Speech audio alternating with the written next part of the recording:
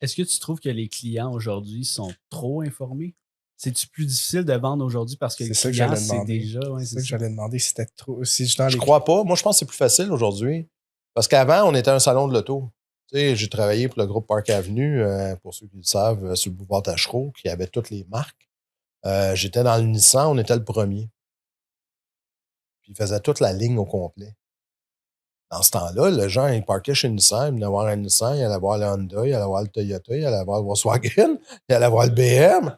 Mais des fois, ils étaient parqués chez Nissan, fait qu'arrivait 9h, on fermait la clôture, son auto était là.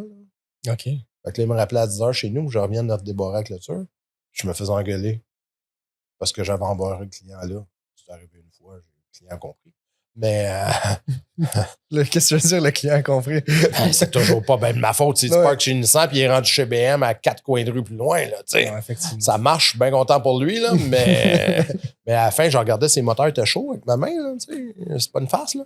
Ses moteurs étaient chauds. Ben, je voulais savoir, ça faisait combien de temps que son char était parqué là? OK. Ben oui. Parce que je barrais avec la clôture, moi. Ouais. Donc, avant, c'était le salon d'auto. Fait qu'il fallait faire des capots valises en français, en anglais, Wooden Trunk. Il fallait vraiment démontrer c'était quoi un Altima comparativement à un Honda Accord.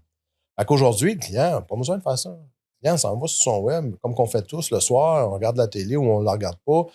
T'sais, on est sur notre téléphone, on est sur notre laptop, on est sur une tablette, puis on va aller magasiner quelque chose. Puis là, on regarde, puis là, si on est vraiment un peu habile, ben on a accès à Carcass Canada. Fait que là, tu peux avoir le coûtant des véhicules pour quelques dollars. Tu peux avoir toutes les comparaisons des véhicules que tu veux. Fait qu'aujourd'hui, tu sais, anciennement, on disait tu closes à 25 à 28 à 28, tu étais vraiment bon. Fait que 2,8 personnes sur 10 achetaient de toi. Tu étais vraiment une machine. Aujourd'hui, on close à 50 Pourquoi? Parce que quand le client il rentre en concession, il sait quel modèle il veut, il sait le prix, il sait les équipements, il sait vraiment il est où en plus. Là, c'est pré-pandémie que je vous parle. Il sait il est où, parce que post-pandémie, malheureusement, les autos ont encore en pénurie, je me répète, mais c'est quand même un gros problème. Mais il sait tout le reste quand même. Là. Il peut savoir le coûtant facilement, il peut savoir tous les équipements, il peut avoir choisi son véhicule. Ben, il peut pas, il a choisi son véhicule. Fait que lui, il vient juste déterminer l'endroit où il va acheter. C'est ça qu'il vient faire.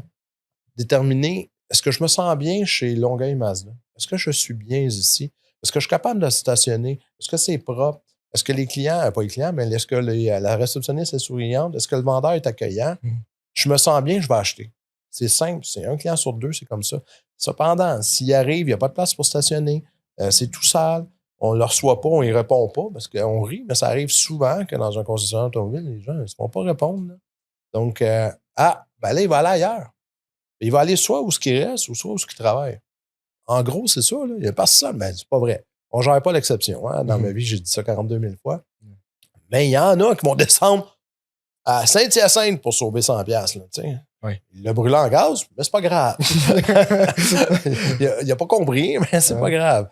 En réalité, un coup que tu as trouvé l'endroit où tu es bien aujourd'hui, le prix est rendu dérisoire. Parce que c'est tout le même prix à peu près, plus ou moins, hein? Parce qu'il n'y a pas de monopole de prix, on le sait, mais c'est plus ou moins les mêmes choses à quelques centaines de dollars près. Fait que si tu es bien à une place, puis c'est à côté de chez toi ou à côté de ton travail, go for it.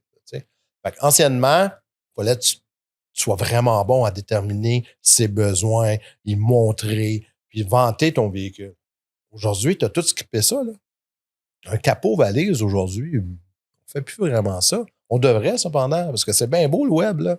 Le 360 du véhicule, tout ça, mais la valise, il y en a qui aiment ça, regarder la grosseur. Ta poche joker en dessous dedans pour le vrai, tu sais. On le voit encore des fois, hein, des bancs de bébé.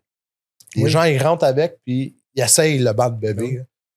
C'est ça. Ça sert à ça encore, un showroom, puis je pense que c'est encore d'actualité à cause de ça, tu sais.